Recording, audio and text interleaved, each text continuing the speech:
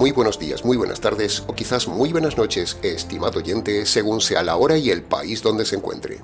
Les habla nuevamente el pastor bautista Nikos Ricoy, director del programa Encuentros y pastor general del ministerio Tinajas, desde aquí, en Valencia, España, para todo el mundo hispanoamericano en diferentes partes del planeta.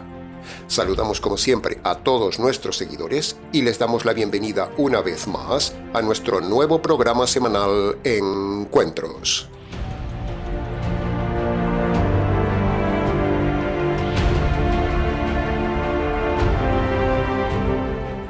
Estamos ya, estimado oyente, entrando en una nueva Semana Santa, Semana de Juicio. Durante varios años, desde que estamos en la red, hemos hablado varias veces del verdadero significado de Semana Santa, que no es otro que recordar cómo en esos días la justicia de Dios cae sobre el Hijo de Dios para librarlo a usted de la ira de Dios como centro de la salvación de Dios por medio del libre albedrío que le ha dado Dios. Para el mensaje de esta Semana Santa, meditaremos en Mateo capítulo 26, versículo 2, y lo haremos de forma expositiva en varias partes para su mejor comprensión.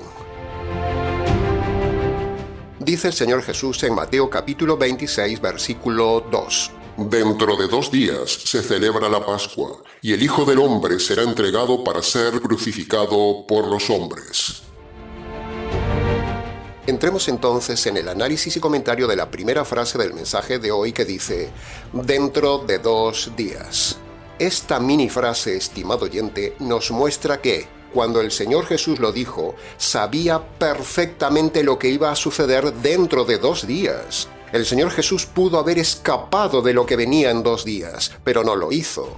Él sabía el cronograma de cada día de su estancia en la tierra porque Él, junto con el Padre y el Espíritu Santo, diseñaron cada día, cada acto, cada frase, cada acontecimiento en la tierra que hizo, porque todo había sido diseñado en el consejo eterno. Los 3 seres divinos firmaron el compromiso en esa mesa de salvar al hombre y en 2 días había llegado el cumplimiento de ese compromiso. Todo se estaba haciendo según lo planeado en ese consejo eterno de 3 personas divinas que estaban trabajando para nosotros. ¿Qué haría usted si supiera que dentro de 2 días le van a aplicar una injusticia? ¿Qué haría usted si supiera que dentro de 2 días vendrían a ajusticiarlo injustamente? ¿Qué haría usted si supiera que dentro de 2 días sucedería una desgracia en su vida? ¿Qué haría si usted supiera que dentro de 2 días vendrían a matarlo? ¿Qué haría usted si supiera que dentro de 2 días usted se moriría? ¿Qué haría? Valore y reflexione. Valore, medite y aplíquese esta intensa frase. Esta frase pequeña de 4 palabras que empiezan por D. Dentro de 2 días. 4 palabras que son una profecía dicha por el Señor Jesús, estimado oyente. Él no solo sabía lo que sucedería dentro de 2 días, sino que lo profetizó, y eso le da credibilidad a sus palabras. Una profecía que él no tenía control se cumplió, pero no solo eso, sino que él sabía también lo que sucedería 2 años atrás. Él sabía lo que sucedería cuando empezó su ministerio. Él sabía lo que sucedería aún siendo pequeño. Él sabía lo que sucedería antes de venir a la tierra. Él lo sabía todo, pero vino. El Señor Jesús sabía su misión, sabía su destino, sabía que dentro de 2 días se consumaría todo el plan eterno diseñado en el consejo eterno y fraguado desde Génesis hasta esos 2 angustiosos días antes del Calvario, donde su alma estuvo triste hasta la muerte. ¿Qué haría usted si supiera lo que sucedería dentro de 2 días, estimado oyente? ¿Está usted preparado para lo que pueda sucederle dentro de 2 días? El Señor estaba preparado para morir dentro de 2 días. ¿Está usted preparado para morir dentro de 2 días? ¿Sabe cómo prepararse para morir dentro de 2 días? Si a usted le diagnosticaran tan solo 2 días de vida, ¿qué haría en esos 2 días, estimado oyente? Sin embargo, el Señor Jesús no cambió su plan. No escapó a otro país, no evitó la muerte, no hizo nada, sino simplemente seguir el plan hasta el fin, porque en él había total seguridad ante la muerte. ¿Tiene usted, estimado oyente, total seguridad ante la muerte? ¿Está usted preparado para la muerte si le viniera en 2 días?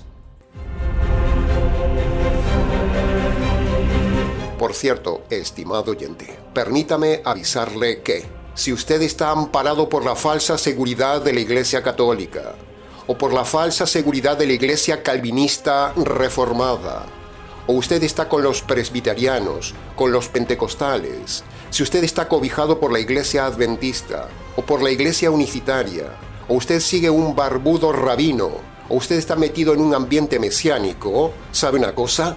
Si usted está metido en alguno de esos lugares, a usted, dentro de 2 días, le espera la condenación eterna, porque esos grupos no le ayudan ante la muerte si la muerte le viniera en 2 días. Reflexione en esta frase, estimado oyente, reflexione. Dentro de 2 días. ¿Está usted preparado para lo que suceda el martes? Jesús estaba preparado para la muerte. Sabía que le venía el juicio, pero él estaba preparado. Le repito, ¿usted está preparado para la muerte? Porque con la muerte llega inmediatamente el juicio y la eternidad. Cuando usted muere, Dios examina su alma. Y si su alma está llena de pecados sin perdonar, al momento mismo de morir, Él lo destina primero a la cárcel de oscuridad en espera del día del juicio de Dios. Y luego lo lanzará a usted en cuerpo y alma al lago de fuego eterno. Por eso es necesario que usted esté preparado para morir, sea en 2 días o en 2 años. Porque como el mismo Jesús dijo, moriréis en vuestros pecados. Morir en pecado y con pecados implica la justicia, el juicio y la cárcel eterna. Despierte, estimado oyente, despierte, porque quizás le queden 2 días.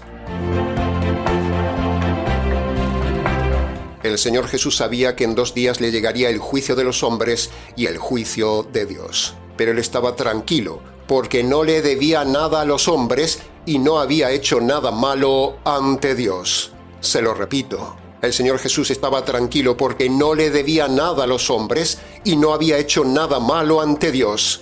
¿Es así su caso, estimado oyente? ¿Le debe usted algo a alguien? Quizás no le deba algo a alguien, pero sí le debe algo a Dios. Si usted le debe algo a alguien, más vale que lo arregle antes de morir.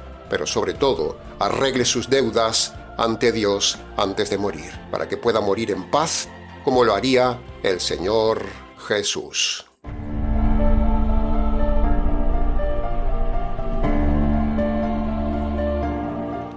Entremos en el análisis y comentario de la segunda frase del mensaje de hoy que dice: se celebra la Pascua. La Pascua judía era la fiesta más importante del calendario judío junto con la fiesta del gran día de la expiación. En ambas fiestas se mataba un cordero y la muerte de ese cordero, tanto en la fiesta de la Pascua como en la fiesta del gran día de la expiación, paradójicamente, la muerte de un cordero era para librar a las personas de la muerte. En los días de Jesús, lo que la gente no se estaba dando cuenta, ni siquiera los mismos discípulos, era que dentro de 2 días sería sacrificado el verdadero Cordero Pascual, coincidiendo con la fiesta de la Pascua antigua, donde Jesús, el hombre perfecto, el Cordero, era como ese Cordero inocente que sería sacrificado porque calculadamente había sido decidido así en el Consejo Eterno, que coincidiera justo el mismo día de la Pascua judía para recibir la justicia de Dios por los pecados del hombre. Y a la vez, con esa muerte, abrogaría el sacrificio de la Pascua antigua mosaica. Y ahora nosotros tenemos un privilegio. Podemos ver, comprender y admirarnos de todo esto que tenemos. Una nueva Pascua y un nuevo Cordero Pascual eterno. Cosa que los judíos, los rabinos y muchos más no entienden. Así como Jesús es el Cordero de la nueva Pascua que anula la antigua Pascua, de la misma manera, estimado oyente, no solo anula el rito de la antigua Pascua, sino que el Señor Jesús también anula todos los ritos del antiguo pacto. Por eso decimos siempre que con la muerte de Jesús, el Cordero Pascual, se cumple todo el antiguo pacto y se abroga todo el antiguo pacto para establecer el nuevo pacto por medio del nuevo Cordero Pascual, el Cordero de Dios.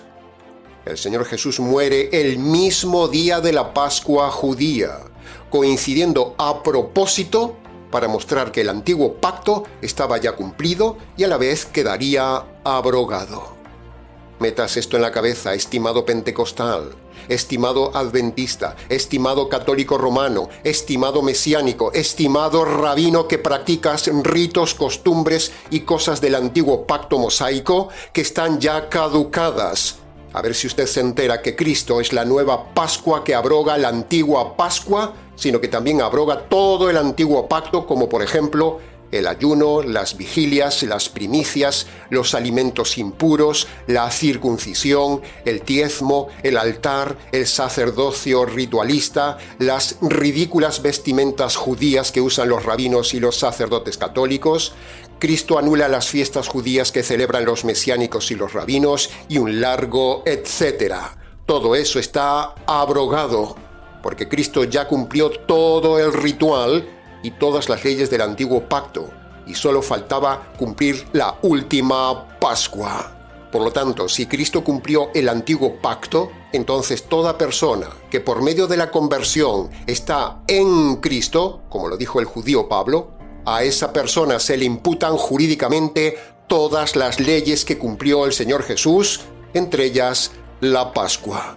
Por eso no tenemos que celebrar la Pascua ni ningún rito del antiguo pacto, porque Cristo es la nueva Pascua que cumplió todo el antiguo pacto. Y por eso también no tenemos que ayunar, ni diezmar, ni circuncidarnos, ni hacer vigilias, ni celebrar la Pascua, ni nada de lo que hacen los pentecostales, los rabinos, los mesiánicos y los católicos romanos que lo toman del Antiguo Testamento. Todas esas iglesias aún no se han enterado que Cristo es la nueva Pascua, que Cristo cumplió la Pascua y todos los demás ritos. De hecho, él mismo lo dijo: consumado es. Eso significa que cumplió todo el antiguo pacto y a partir de ahí queda abrogado el antiguo pacto. Por lo tanto, ahora ya no hay que cumplir nada del antiguo pacto.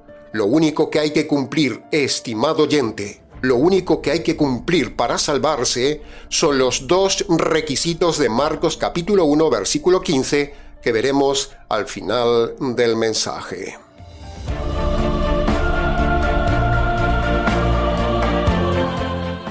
Entremos ahora en el análisis y comentario de la tercera frase del mensaje de hoy, que dice: el Hijo del Hombre será entregado a los hombres. Al Señor Jesús, en el Nuevo Testamento, se lo identifica de dos formas. Primero, como el Hijo de Dios, y segundo, como el Hijo del Hombre. La frase «el Hijo de Dios», que aparece varias veces en la Biblia, se refiere a su parte divina, se refiere a la parte interna, se refiere a su divinidad que estaba metida dentro de ese hombre, dentro de ese cuerpo, dentro del Hijo del Hombre, llamado humanamente Jesús. Jesús es la parte humana y corporal, y Cristo es la parte divina espiritual. Por lo tanto, Jesucristo es un ser, una persona con dos naturalezas, la naturaleza humana y la naturaleza divina en un mismo cuerpo. Cristo manejaba el cuerpo humano llamado Jesús. Cristo se metió dentro de ese cuerpo llamado Jesús. Jesús es el cuerpo de Cristo, y Cristo es el Hijo de Dios metido en el Hijo del Hombre. El tema es complejo, pero para preguntas de este tema teológico, llamado la unión hipostática, o sea, la doble naturaleza de Jesucristo, si quiere, escríbanos. Aquí el texto quiere hacer énfasis en la parte humana. Aquí no se habla de la parte divina. En el Calvario hay dos escenarios. El escenario humano visible, que es el que se ve centrado en la persona del Hijo del Hombre, y luego está el otro escenario, el escenario que está detrás del Calvario. Un escenario invisible, tal como lo ilustramos en pantalla, y muchas veces lo hemos dicho en el canal. Aquí en esta frase del Señor Jesús está profetizando que a pesar de haber vivido una vida intachable como hombre, donde todos los hombres han visto que fue el hombre perfecto en todas las etapas de su vida, y ayudó a todos los hombres amando al prójimo más que a sí mismo, a pesar de eso, los perversos hombres lo rechazaron. ¿Se da cuenta cómo es la naturaleza humana, estimado oyente? Esos hombres que habían sido enseñados por el Señor con una sabiduría única que ningún hombre les había enseñado. Esos hombres que habían sido sanados y alimentados por el Señor Jesús muchas veces. Esos hombres que habían visto el modelo de hombre con carácter perfecto. Ese hombre que nunca hizo nada malo a los hombres, sino que pasó 33 años haciendo el bien a los hombres. Ahora era entregado a las autoridades por esos hombres. ¿Se da cuenta la naturaleza que tenían todos esos hombres del tiempo de Jesús, incluidos los discípulos? Pues sabe una cosa, estimado oyente, nosotros, como hombres, hubiéramos hecho lo mismo que aquellos hombres. Así que usted y yo somos exactamente igual de perversos que aquellos hombres que entregaron al Señor Jesús injustamente, porque tenemos la misma naturaleza de ellos y hubiéramos hecho lo mismo que ellos. Hubiéramos sido igual de rastreros, de cobardes, de populacho, de desagradecidos, de llevados por la corriente, de interesados, de influenciables por los líderes, de traidores, de aprovechados y de despreciables, como aquellos hombres que lo entregaron a la justicia, siendo que no hizo nunca nada injusto. Lo que hicieron aquellos hombres, eso nos dice que nosotros hubiéramos hecho exactamente lo mismo. Lo hubiéramos entregado injustamente, a pesar de que pasó haciendo el bien a los hombres y no hizo nada malo ante los hombres. Usted y yo somos igual que aquella generación, somos igual que aquella gentuza del siglo I. Uno se pregunta cómo pudieron aquellos populachos de cientos o miles de hombres que fueron 3 años enseñados, sanados, alimentados, asombrados y ayudados por el Hijo del Hombre, ser tan cobardes, tan despreciables, tan desagradecidos y tan malas personas con el Hijo del Hombre. ¿Cómo? Bueno, Dios nos dice por medio de este pasaje increíble que todo hombre es igual, porque procede del mismo hombre perverso, Adán y Eva. Y ese comportamiento no solo fue en el siglo I, sino que Dios, por medio de esta frase, nos está enseñando que sería exactamente igual ahora con nosotros en el siglo XXI. Lo que cambia es la fecha, pero no la esencia de la naturaleza perversa de los hombres, que hubiéramos hecho lo mismo que aquellos hombres de aquel día. Por eso, usted y yo merecemos ahora la justicia de Dios. Porque así como aquellos hombres cometieron la injusticia de entregar a un hombre inocente y justo, nosotros hubiéramos hecho exactamente lo mismo. Por eso todo hombre merece la justicia de Dios, porque no solo comete pecados en la vida diaria, sino que todo hombre tiene en su esencia, en su naturaleza, lo mismo que los hombres del tiempo de Jesús, que lo entregaron. Todos tenemos una naturaleza perversa. Por eso todo hombre es culpable delante de Dios, porque haría exactamente lo mismo que aquellos hombres. Toda aquella generación que entregó al Hijo del Hombre en un acto injusto, ¿dónde están ahora? Todos esos están ahora en la cárcel eterna, desde los muy respetables líderes religiosos, pasando por el perverso Pilatos y siguiendo por toda la muchedumbre que gritaba «¡Crucifícale!». Todos esos ahora están en la cárcel eterna. No haga usted lo mismo como aquellos hombres, estimado oyente. No sea cobarde. No entregue al Señor Jesús a la indiferencia. No rechace su mensaje de hoy. No haga eso, estimado oyente. Aquellos hombres eran religiosos y ahora están todos perdidos para siempre. La religión no les sirvió de nada. Aquella muchedumbre, aquel populacho eran religiosos, pero ahora están en la cárcel eterna a pesar de haber sido muy religiosos. Todos eran muy religiosos, muy cumplidores de la religión judía, pero perversos y perdidos. ¿No vieron en el Hijo del Hombre, el hombre perfecto que estaba cumpliendo toda la ley, que ellos no podían cumplir? Jesús mismo se los dijo, y ellos lo rechazaron. Así que no sea religioso, no haga como aquellos hombres, ni haga como aquella generación. No rechace lo que decimos de parte del Hijo del Hombre, estimado oyente.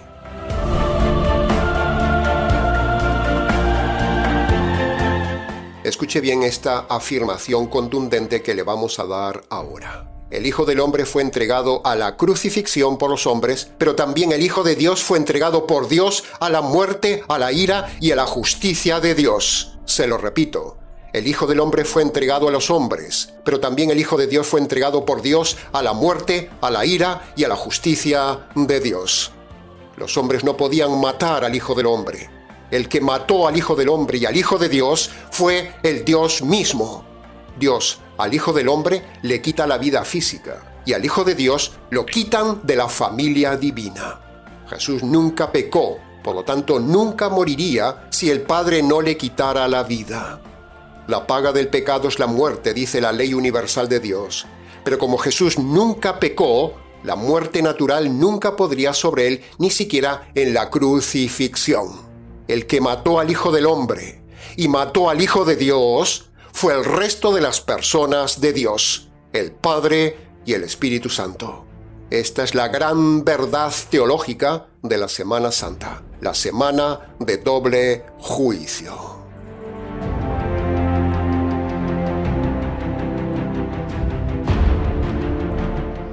Y entremos ahora en la cuarta y última frase del día de hoy, que dice: será crucificado por los hombres.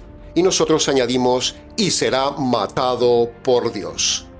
El Señor Jesús fue crucificado en su cuerpo por los hombres, pero fue matado en su alma por Dios. El Padre, en complicidad con el Espíritu Santo, el otro juez ejecutor, matan doblemente al Hijo. Primero, lo matan físicamente y segundo, lo matan de la unidad familiar divina.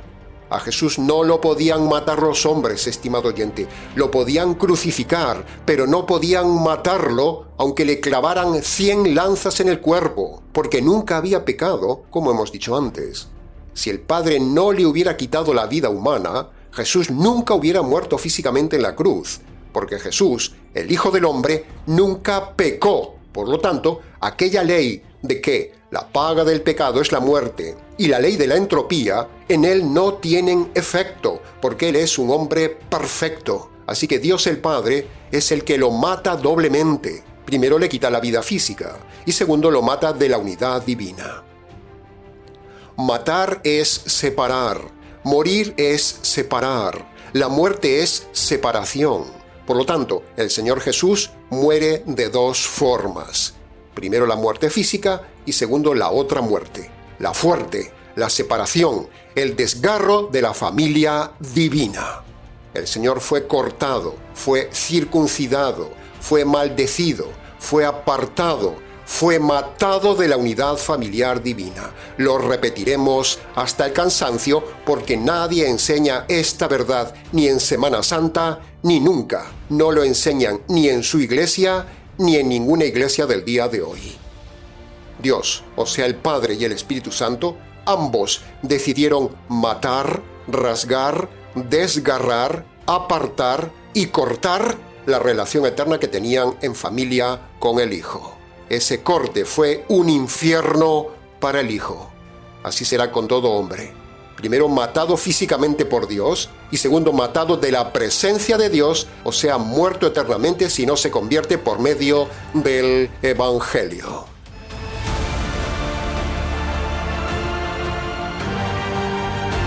Ya hemos dicho que las personas de la divinidad, el Hijo, el Padre y el Espíritu Santo, son seres eternos. Por lo tanto, todo lo que viven entre ellos tiene una dimensión eterna. Por eso, el instante de separación que hubo entre el Señor Jesús y el resto de Dios, desde Getsemaní hasta el Calvario, ese tiempo, ese instante de muerte, ese instante de separación entre ellos, ese instante de maldición, ese instante de unas horas, eso equivale a una eternidad entre ellos, porque todo lo que ellos viven entre sí es de dimensión eterna. Por eso, cuando uno se agarra de lo que el Señor Jesús hizo, eso equivale a una eternidad. Por lo tanto, cuando uno toma la obra de la cruz por la fe, eso nos libra de la eternidad separada de Dios. Porque el Señor Jesús ya vivió una separación eterna entre Getsemaní y el Calvario. En otras palabras, esa maldición eterna que duró horas, esa muerte eterna que duró horas, ese apartamiento de Dios que duró horas, esa ira de Dios que cayó durante unas horas, esa justicia de Dios caída sobre el Señor Jesús en unas horas, todo eso equivale a una eternidad entre ellos. Por eso, cuando usted se apropia de lo que vivió el Señor Jesús, eso equivale a una eternidad que ya no caerá sobre uno y lo libra de la condenación eterna. ¿Se da cuenta de este tema teológico, estimado oyente?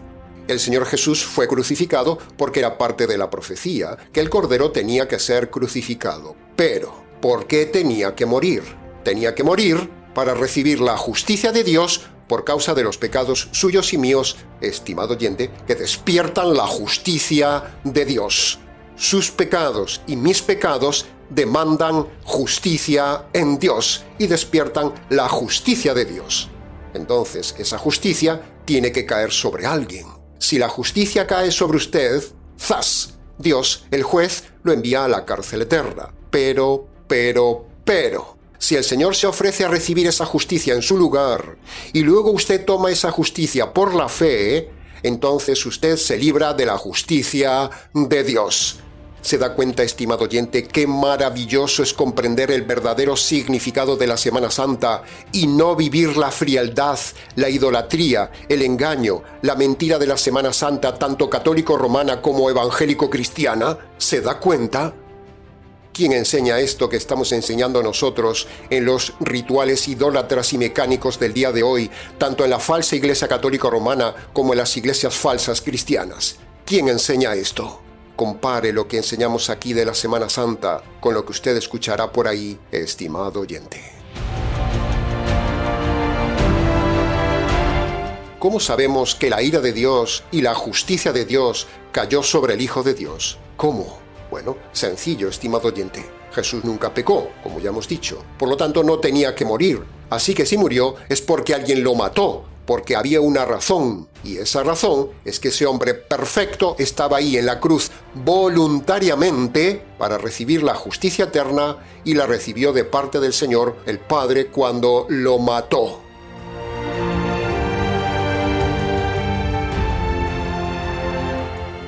Cuando usted se apropia de la ira de Dios que cayó sobre el Señor Jesús, cuando usted se apropia de la justicia que cayó sobre el Señor Jesús, cuando usted se apropia de la muerte que cayó sobre el Señor Jesús, cuando usted se apropia de la maldición que cayó sobre el Señor Jesús a manos de Dios, entonces esa ira eterna, esa justicia eterna, esa maldición eterna, esa muerte eterna, ese castigo eterno, esa separación eterna, no caerá nunca sobre usted. ¿No le parece una noticia trágica, pero a la vez maravillosa? Trágica para ellos, los tres seres divinos que fueron desgarrados por usted y por mí, y maravillosa noticia porque esa es la única y verdadera salvación que nos libra a usted y a mí de lo que viviríamos eternamente en el infierno eterno. El infierno que vivió el Señor Jesús no lo vivirá usted si usted obedece los dos requisitos que puso el Señor Jesús para que usted no experimente la ira de Dios, la cárcel de Dios, el castigo de Dios, la justicia de Dios, la maldición de Dios y la separación eterna de Dios. El mayor sufrimiento del Señor Jesús no fue el físico, estimado oyente, lo hemos dicho varias veces. De hecho, Jesús no sufrió físicamente como todo el mundo cree. Y no es algo que nos estemos inventando, sino que teológicamente hablando es así. Jesús no sufrió nada físicamente, porque el sufrimiento es consecuencia de la caída. Y Jesús nunca pecó. Jesús no es un hombre caído. Por lo tanto, Jesús no sufrió físicamente. No vemos nunca gritar de dolor al Señor, ni tampoco que los textos hablen del dolor físico del Señor. Eso no lo vemos nunca. El razonamiento es este. El dolor es consecuencia de la caída, pero Jesús no es un ser caído. Es más, en el futuro, dice la Escritura, que no habrá dolor por tener un cuerpo perfecto semejante al que tiene ahora el Señor Jesús. Y el cuerpo del Señor en la cruz es exactamente el mismo que tiene ahora. Uniendo las piezas, afirmamos contundentemente que Jesús no sufrió físicamente. Su dolor fue en el alma por ser desgarrado de la unidad divina. Entonces nos preguntan, pero pastor, si Jesús también fue humano, ¿los azotes que recibió, aunque él no se quejó, le dolieron? Pues no, estimado oyente, no solo no se quejó, sino que, por la razón teológica que acabamos de dar, de que el dolor es causa de la caída y que Jesús tenía un cuerpo perfecto, por ambas cosas Jesús no pudo haber sufrido en lo físico. No tiene su cuerpo estropeado, ni su sistema neuronal estropeado como el nuestro. De hecho, él aún tiene la abertura de su lanza en el costado de su cuerpo, y eso debería, teóricamente, dolerle, porque es una abertura grande, pero sin embargo Él no tiene dolor. El dolor es de este mundo, y Él no es de este mundo. Su dolor es y fue en el alma. Él mismo lo dijo. Mi alma sufre hasta la muerte. Los pastores, la gente, la tradición, las películas se centran solo en el dolor físico del Señor, un dolor físico que no existió nunca en Jesús. La gente y los pastores ignoran el verdadero dolor de Cristo, su alma partida por su familia por causa de sus pecados, estimado oyente. El mayor y único dolor del Señor fue el desgarramiento de su alma porque su familia divina lo estaba despreciando, ajusticiando y declarándolo maldito, cuando por toda la eternidad esa relación había sido maravillosamente estrecha y perfecta entre ellos. Y ahora, su amada familia, el Padre y el Espíritu Santo, le estaban declarando delincuente, maldito, culpable, y lo estaban matando bajo la justicia divina. Dolor indescriptible que supera nuestro entendimiento. Aquello fue una circuncisión sin anestesia.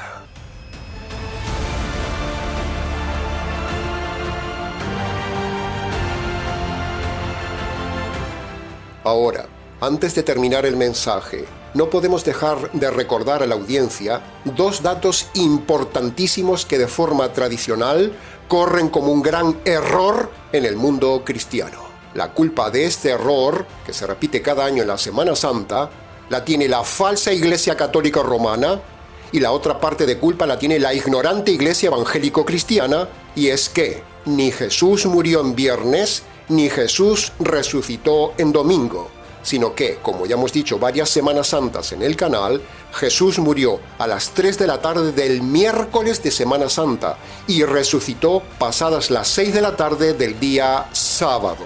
Es matemáticamente imposible que Jesús haya muerto en viernes, como dice la falsa cristiandad, y que haya resucitado el domingo. No hay 3 días y 3 noches entre el viernes y la mañana del domingo. Todo es una gran mentira.